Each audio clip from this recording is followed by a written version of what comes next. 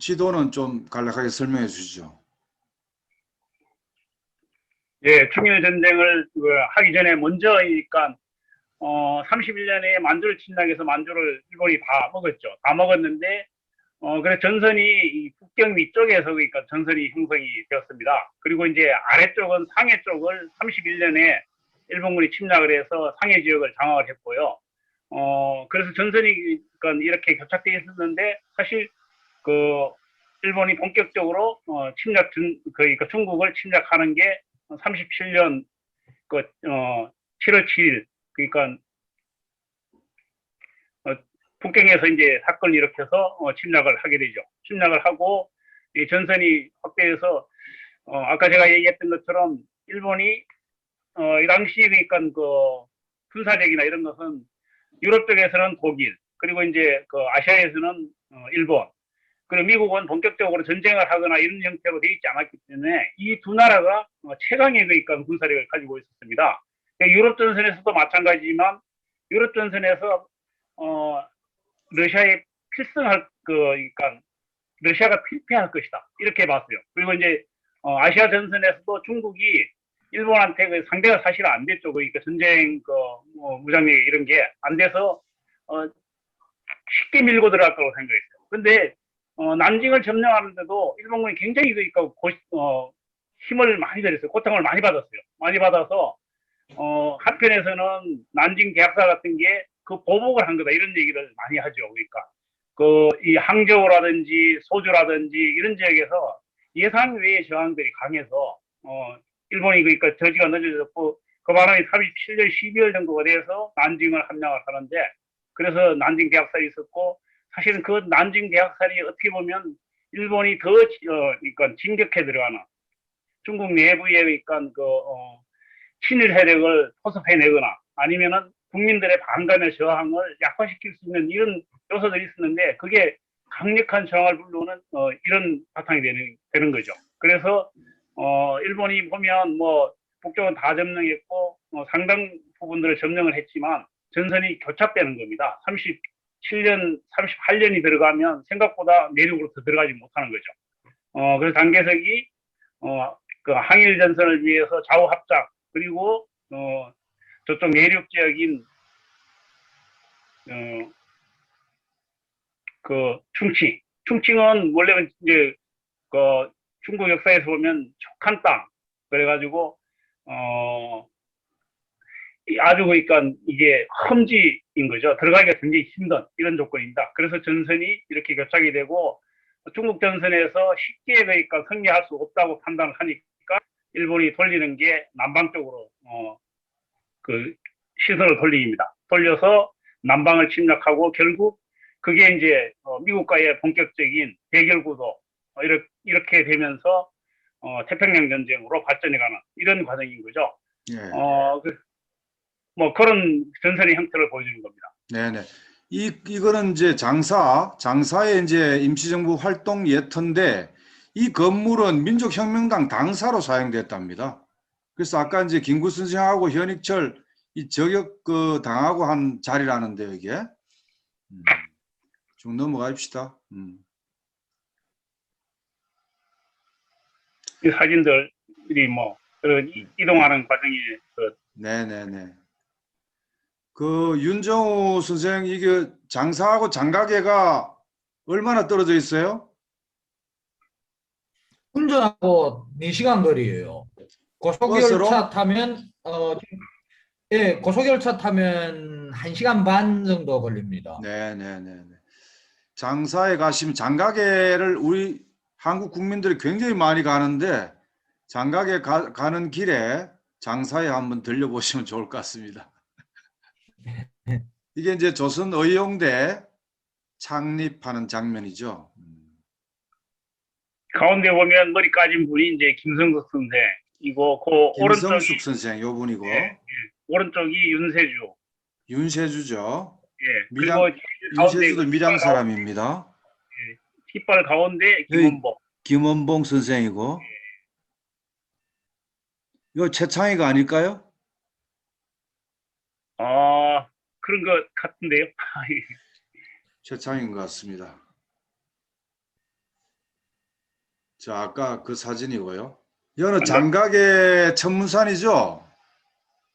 예, 맞습니다. 음. 자, 광주로 넘어갑시다. 광주에는 임시정부 유적지를 전혀 보존이 안 돼 있답니다, 지금. 여기가 사실은 임시정부가 갔을 때에는 30년대 후반이죠, 중후반. 그런데 이미 독립운동가들이 27년도 광주 공면에는 어마어마하게 참여를 하고 선봉적 역할을 했죠. 이거 좀 설명해 주십시오. 광주 육군군관학교.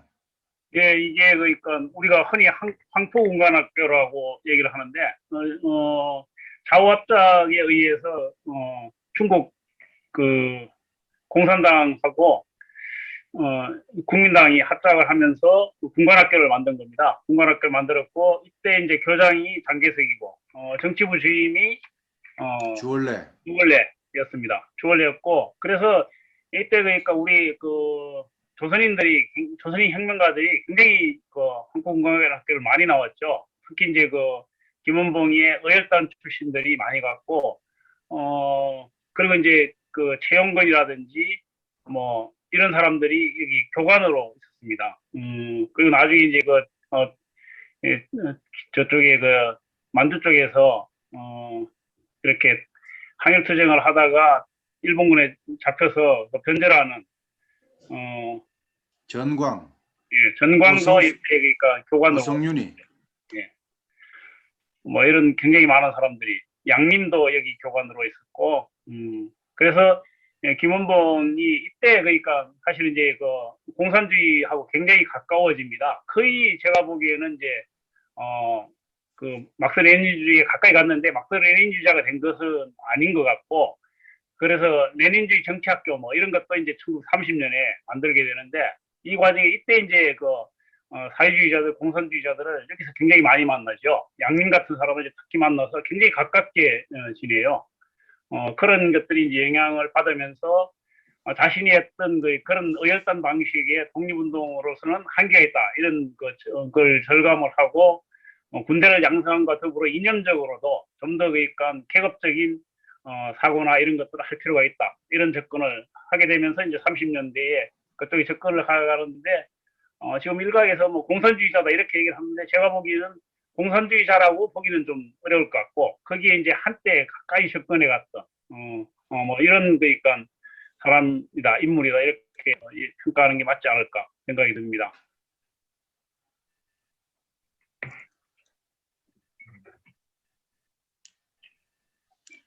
윤정 선생님, 이 그림이 뭐죠? 이건 광저우입니다. 예. 이 그 광저우 시내 관광지를 하나로 예, 모아놨습니다. 예, 이게 광저우의 그 이 중간에 왼쪽에 사진 보면 이게 광저우 타워라고 뭐 이런 건물이 있고요. 그리고 이 광저우를 또 일명 양성이라고 합니다. 왜 양성이라고 하는지는 모르겠는데 이 양이라는 게 그 염소 양 그거를 얘기하는 거예요. 그래서 광저우를 대표하는 동물이 이 양이에요. 근데 여기 이 사진을 보니까 염소를 그려놨네요. 그리고 이 광저우는 사실 저도 이 광저우에 대해 광저우 관광자원에 대해서는 저도 크게 관심이 없었고요. 그리고 이 광저우가 보면 중국에서 공업이 최고로 발달한 곳이다 보니까 이 광저우라는 이 지역에서 이 관광을 전혀 신경을 안 쓰는 것 같아요. 그냥 공업으로 중국의 그 뭐 이 경제 1위인 그런 도시라고 보시면 됩니다. 네. 자, 이렇게 해서 지금 광저우까지 왔는데 이제 그 다음에는 유저우입니다. 유저우 거쳐서 충칭으로 가는 건데 유저우에 대해서 임 선생님 좀 설명해 주시죠.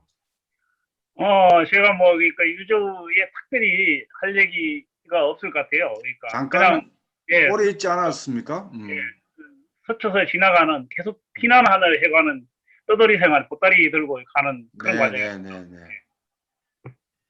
38년도 11월 달에 유저우에 도착한 임시정부 그러니까 이 우파 무렵 연합. 좌우에서 서로 그러니까 좌우 합작을 중국 그 정부에서 계속 종용을 하고 또 한편으로는 그러면서도 이제 좌와 우가 서로 그러니까 이 통일전선체를 각기 조직을 하게 됩니다. 이게 이제 고전에 있었던 광전화 그러니까 유주나 뭐 이런 과정에서 그런 조직을 만들게 되는 거죠. 그러니까 사실 김구가 자기 그러니까 그 기반들을 확충하긴 했지만 이 광복군을 만드는 데서 앞에 나왔던 광국 진선연맹 뭐 이런 조직들이 이제 중요한 기반들이 된 거고 이게 이제 우파들의 연합체 전선 조직입니다. 좌파는 또 좌파대로 따로 모이는데 좌파는 김원봉 그리고 김성수 유자명 이렇게 세 개의 조직이 모여서 조선의용대 이런 조직을 만드는 거죠.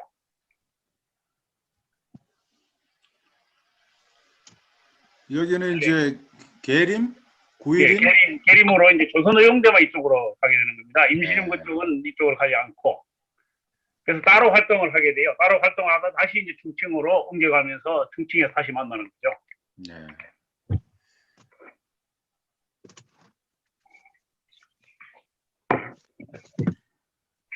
이제 중경으로 이제 가는 시기가 왔습니다. 광복군에 대해서 얘기 좀 해주시죠.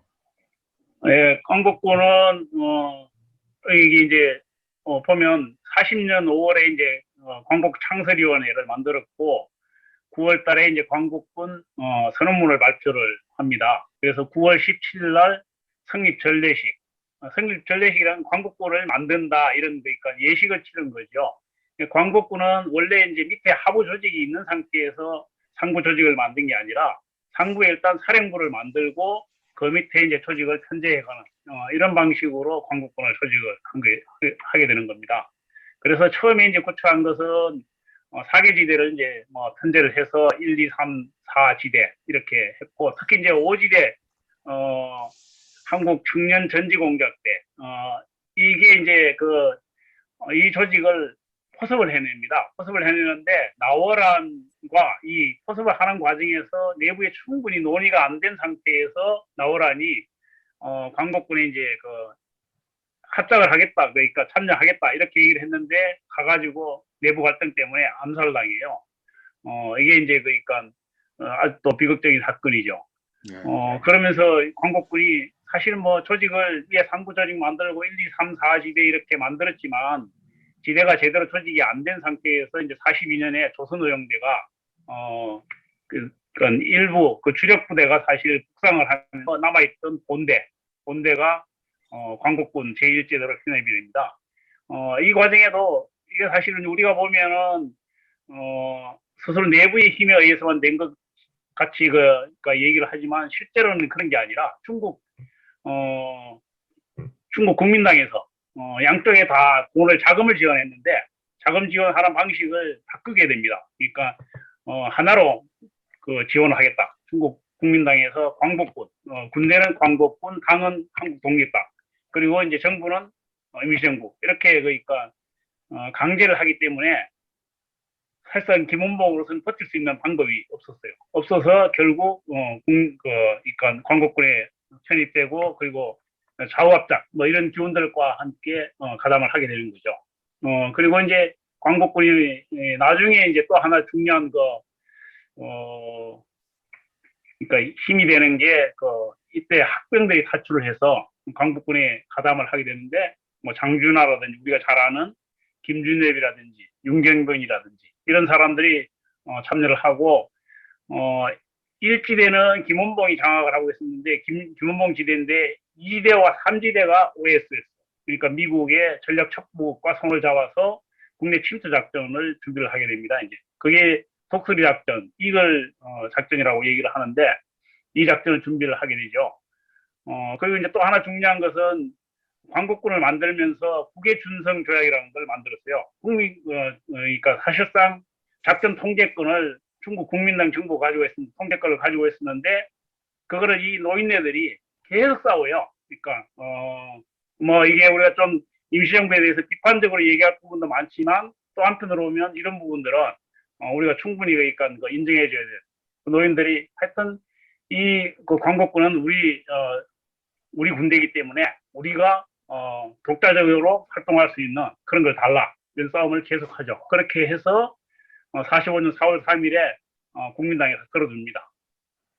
그리고 이제 45년 8월에는 총사령부하고 3기지대가 있는데 대체로 이 숫자는 많습니다. 얘기가 많습니다. 400명에서 700명 이렇게 보는데 하여튼 3,400명 정도의 부대를 가지고 있었다. 이렇게 볼 수 있을 것 같습니다. 네. 이때 그 중국 장개석으로부터 지원받는 대가로 그때 이제 김구 주석이 협정을 맺었는데 해방 이후에 우리 군 통수권을 중국에게 넘긴다는 식의 약조를 했다는 것이 이 사실이죠? 아니, 그건 이제 그 광복군에 대한 통제권을 가지고 있는 거고 그 내부 미략이나 뭐 이런 것들은 모르죠. 모르고 다만 그 이후에 이제 해방 후에 임시정부는 친중국, 친국민당이었어요. 그래서 이를테면 이제 그 신탁통치 문제라든지 이런 걸 놓고 모스크바 회담을 할 때도 그렇고 한반도 문제를 놓고도 늘 그러니까 그렇게 봤고 만약에 김구가 장악을 하게 되면 영향력이 중국 국민당이 영향력을 발휘할 것이다. 이런 게 이제 일반적인 생각이었고 판단이었습니다. 그건 뭐 대체로 그렇다고 봐야 되는 거죠. 네. 자, 그래서 이제 이 아까 애초에 얘기하신 대한민국 건국 강령, 재헌헌법 이런 부분이 임시정부의 정신이 많이 가미되어 있는 것을 알 수가 있습니다. 이 부분에 대해서 좀 말씀해 주시죠. 예, 이미 이제 그러니까 40년 정도 되면 일제 폐망은 언제가 되느냐 시기는 논란이 될 수 있지만 일제 폐망은 뭐 기정사실이다 이런 판단을 하게 됩니다. 임시정부 입장에서는 사실 중일전쟁이 중국에는 엄청난 고통을 주는 것이지만 전쟁 자체는 어쨌든 중국과 싸움을 하는 것은 우리에게 독립의 기회가 온 것이다 이렇게 봤고 더구나 이제 미국이 전쟁에 참전을 하면서 태평양 전쟁이 일어나면서 일본의 패망은 멀지 않았다 이렇게 봅니다. 그러면 일본이 패망된 다음에 어떻게 할 것인가 이걸 가지고 이제 고민을 해야 되는데 그래서 건국광년 나라가 세워지면 어떤 내용으로 나라를 세울 것인가 어떤 나라를 만들 것인가 이런 걸 하게 되는 거죠. 그래서 이제 그건 건국강령을 만드는데 그 건국강령의 주요한 내용들이 나중에 이제 재헌헌법에 상당 부분 반영이 됩니다. 그래서 그 중에 지금 보면 우리가 거의 그러니까 복지국가에서 요구하는 그리고 평등국가 요구하는 이런 내용들이 거의 다 들어 있습니다. 교육과 무상교육, 의료무상 그리고 이제 또 그러니까 주요 산업의 국유화, 뭐 대생생기관의 국유화, 그리고 토지의 국유화, 강령이 이제 이때 들어갑니다. 상근주의라고 그리고 이제 핵심은 그런 균등 사회를 이루는 것 이런 내용들을 담고 있었죠. 그래서 이게 나중에 이제 우리 임시정부 임시정부가 아니라 해방 후에 재헌헌법을 만들 때 다 이게 참고를 하게 되는 거죠. 그래서 이를테면 이제 한민당 같이 아주 지주정당, 반동적인 정당과 대체할 수 있는 이런 과정에서 이게 중요한 거니까 영향을 발휘하게 됩니다. 네. 이 부분도 좀 설명해 주시죠. 예, 이제 쭉 보면 임시정부가 그래도 여러 가지 활동을 합니다. 그 대일 선전포고, 그리고 이제 광복군을 동아전선에 사람을 실제로 보내서 활동을 해요. 그리고 이 중에 일부 사람들은 나중에 일본군에 체포되기도 하고 또 그러니까 체포되어서 영국군에 체포되었다가 일본군에 체포됐다가 다시 영국군으로 갔다가 미군으로 가서 미군 특수부대 활동을 하게 되는 이런 사람들도 있습니다. 예를 들면 이제 그걸 내용을 조정래 소설가 조정래 선생하고 가까운 분이 그러니까 실제로 이런 경험하기도 하죠. 그래서 인팔전선이라고 얘기하는 이쪽에서 활동을 합니다. 그리고 이제 OS 훈련, 아까 얘기했던 톡소리 작전, 네코 작전 이런 것들이 실제로 준비되고 결국 들어오지는 못하지만 그렇게 됩니다. 일본이 빨리 항복하는 바람에. 그래서 정진대라고 그래서 일본이 항복하고 나서 바로 이제 그 국내에 그 파견되죠. 뭐 장주나 이런 사람들이 파견되어서 여의도 공항에 도착을 했지만 결국 못 돌아오고 다시 돌아가게 됩니다. 그리고 이제 임시정부가 그 해방을 앞두고 준비하는 게 연안의 독립동맹이라든지, 그리고 이제 그 만주에서 활동하다 러시아로 넘어가 있었던, 소련으로 넘어가 있었던 항해무장투쟁, 그리고 국내와의 연계, 이런 노력을 벌이는 거죠. 그건 다 다른 지역에서도 마찬가지인데, 국내에서도 여운형 같은 경우 이렇게 연락원을 파견을 해서 연계망을 조직하기 위해서 노력을 합니다. 그리고 이제 외교 활동으로는 그 중국과 미국을 주로 이제 대상으로 해서 임시정부 승인 외교를 펼칩니다. 그래서 중국은 미국이 승인을 하면 우리가 승인해주겠다 이렇게 얘기를 하는데, 결국 미국이 승인을 해주지 않죠.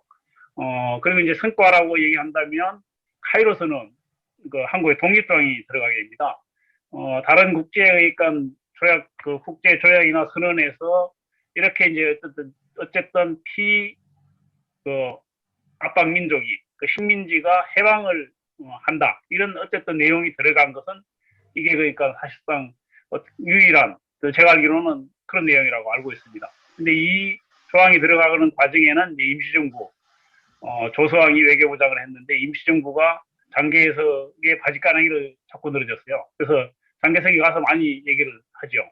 그래서 이게 들어갔다, 뭐 이런 얘기를 합니다. 다만 그 내용 중에 그러니까 일정한 그 인디어 코스, 그러니까 일정한 과정을 거쳐서 독립시켜준다, 이런 내용이었는데, 일정한 과정이라는 것은 결국 그 루즈벨트가 생각했던 신탁 통치를 거쳐서 독립을 시켜준다, 이런 내용인 겁니다.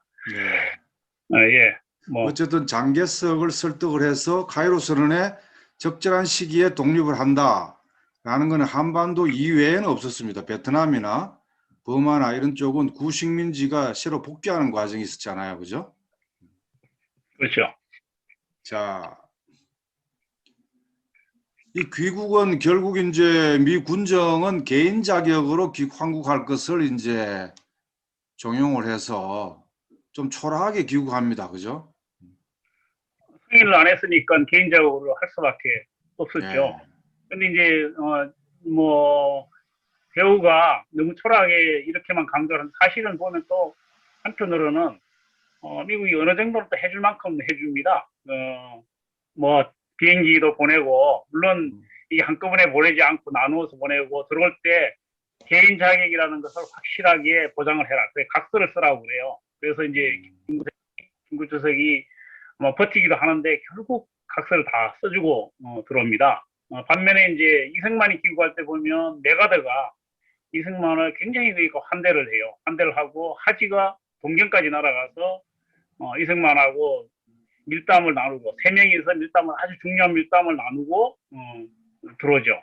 뭐 이런 과정을 보면 임시정부가 상대적으로 그러니까 홀대받은 측면이 있습니다. 그건 미국 입장에서도 바로 자기들 사람이 아니라 이 친중국이다, 이런 것이기 때문에 뭐 장개석이 나중에 잡을 거라고 예상을 하고, 장개석이 잡게 되면 자기들의 영향력이 어쨌든 김구가 그러니까 권력을 잡게 되면 자기들의 영향이 약화될 수 있다, 이런 것들이 상당히 이제 일정한 부분 작용했다고 볼 수 있을 것 같습니다.